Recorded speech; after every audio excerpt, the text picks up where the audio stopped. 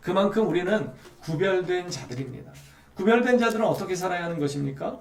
계속해서 성경은 이야기하는 것처럼 빛과 소금의 역할을 감당하며 살아야 하는 것입니다. 세상에 물들지 않고 이 세대를 본받지 않고 하나님의 선하시고 기뻐하시고 온전하신 뜻이 무엇인지를 날마다 분별하며 그 새 속에 물들지 않도록 자기를 지키는 것입니다. 근데 여러분, 누가 지킬 수 있습니까? 여러분, 말씀을 깨닫지 못하면요, 말씀을 가까이 하지 않으면요, 이 세대를 분별할 능력이 없습니다. 아무리 좋은 학교를 나오고 박사학위를 받아도요, 하나님의 말씀을 깊이 묵상하지 않으면 이 세대를 판단할 방법이 없습니다.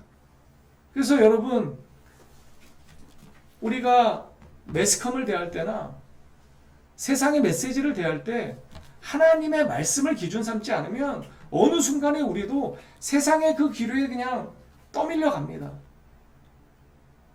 여름마다 장마가 오거나 이 태풍이 오면 막 물이 막 넘쳐서 휩쓸려 가잖아요. 그때 누가 지킬 수 있습니까? 뿌리 깊은 것들만 남아 있습니다. 나머지 같은 것들은, 약한 것들은요, 뿌리가 없는 것들은 다 쓸려갑니다. 우리는 그래서 말씀의 뿌리를 내리고 이 시대를 분별할 줄 알아야 합니다. 그렇지 않으면 우리의 자녀들에게도 무엇이 옳고 그른지를 우리는 설명할 방법이 없습니다. 왜냐하면 우리의 자녀들은 우리보다 훨씬 더 정보에 빠른 세대를 살아갑니다. 인터넷이라고 하는 이 무궁무진한 세상에서 우리보다 훨씬 더 많은 정보를 얻게 되어 있고 보게 되어 있습니다. 그런데 그러한 그들에게 하나님의 말씀으로 기준을 삼아주지 않으면 휩쓸릴 수밖에 없습니다. 그래서 우리는 기름 부음 받은 자임을 절대로 잊지 마시고 말씀 앞에 늘 무릎을 꿇어야 하는 것입니다. 말씀으로 구별되지 않고는 나를 지켜낼 방법이 없습니다.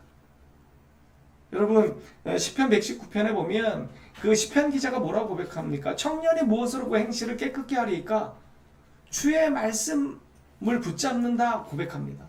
주의 말씀만이 나로 하여금 그 죄를 이길 수 있도록 지키게 하시는 힘의 원동력이 되기 때문입니다. 여러분, 누가 이 죄악된 세상에서 거룩을 지켜낼 수 있습니까? 하나님과 동행하는 사람입니다. 여러분, 제가 임마누엘을 이야기했는데 우리가 임마누엘을 누리는 가장 확실한 방법은 하나님의 말씀을 가까이 하는 것입니다. 하나님의 말씀을 읽고 묵상하고 그 말씀대로 살기 위해서 기도하고 애쓰는 것입니다.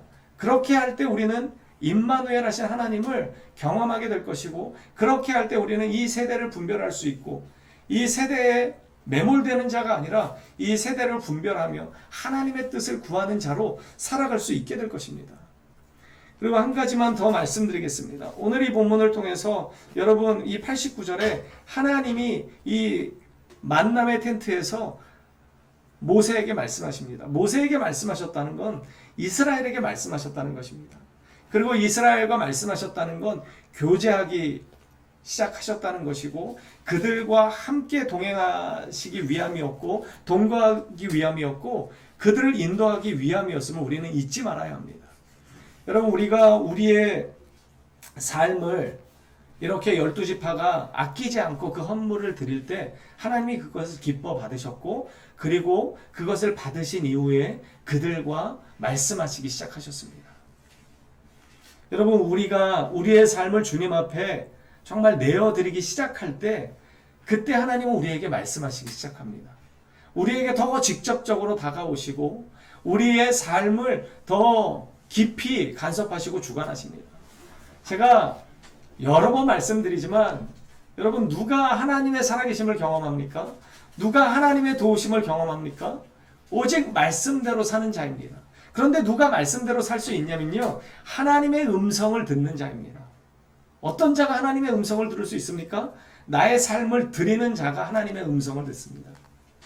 여러분, 몇 가지 예만 들어드리고 제가 말씀을 마무리하려고 합니다. 로마서 10장 17절은요 이렇게 이야기합니다. 믿음은 들음에서 나며 들음은 그리스도의 말씀으로 말미암았느니라. 여러분, 그리스도의 말씀을 들음을 통해서 믿음이 자라나는 것입니다. 여러분, 출애굽기 3장에 보면 하나님께서 떨기나무 아래에서 모세를 만나십니다. 그리고 모세가 그 떨기나무가 불에 타는데 떨기나무가 소멸하진 않고 불은 계속 타니까 신기해서 가까이 가려고 합니다. 그때 하나님께서 거룩한 곳이니 너의 신발을 벗으라고 말씀합니다. 그 음성을 듣기 시작할 때가 모세의 인생이 새롭게 시작하게 된 때입니다. 하나님의 음성을 들을 때 모세는 새로운 믿음의 인생을 시작하게 된 것입니다. 여러분 사무엘상 3장 10절에 보면요, 유명한 선지자 사무엘이 나옵니다.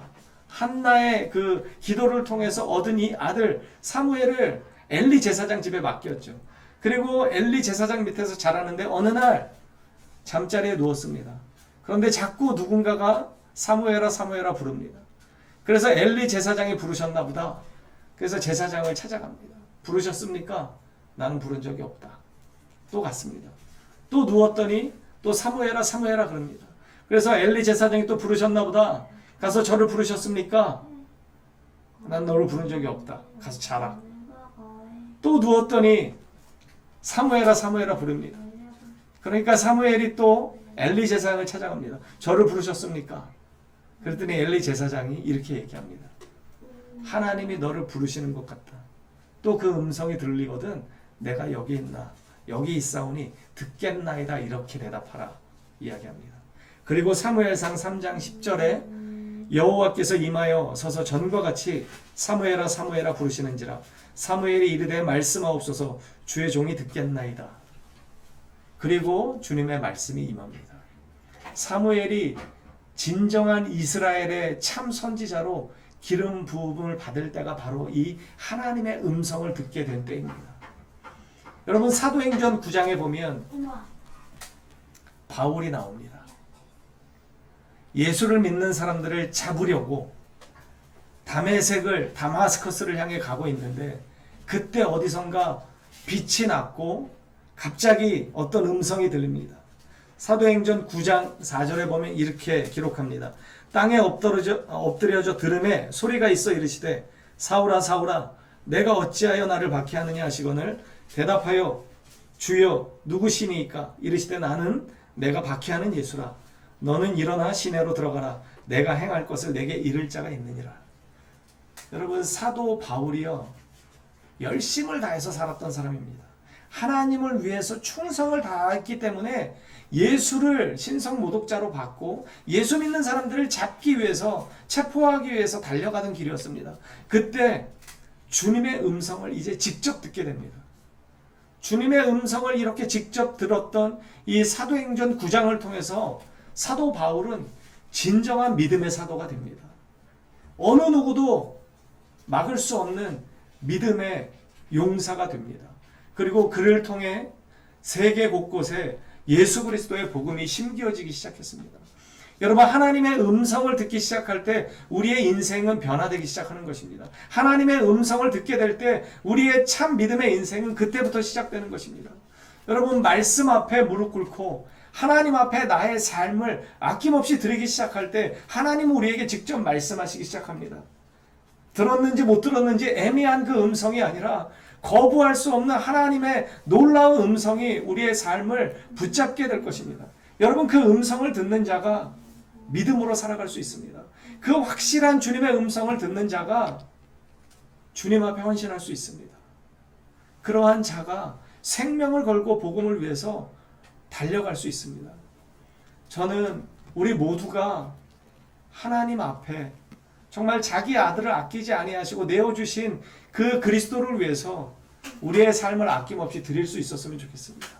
그리고 말씀이 육신이 되어 우리 가운데 거하시는 주님과 교제하기 위해서 말씀 앞에 날마다 무릎 꿇고 이 말씀을 깨닫기 위해서 애쓰며 나아갈 때 그 가운데 하나님이 우리를 불쌍히 여기시고 어여삐 여기셔서 거부할 수 없는 하나님의 그 놀라운 분명한 음성을 듣게 되는 은혜가 우리의 삶 가운데 가득 차 넘치기를 주님의 이름으로 축복합니다.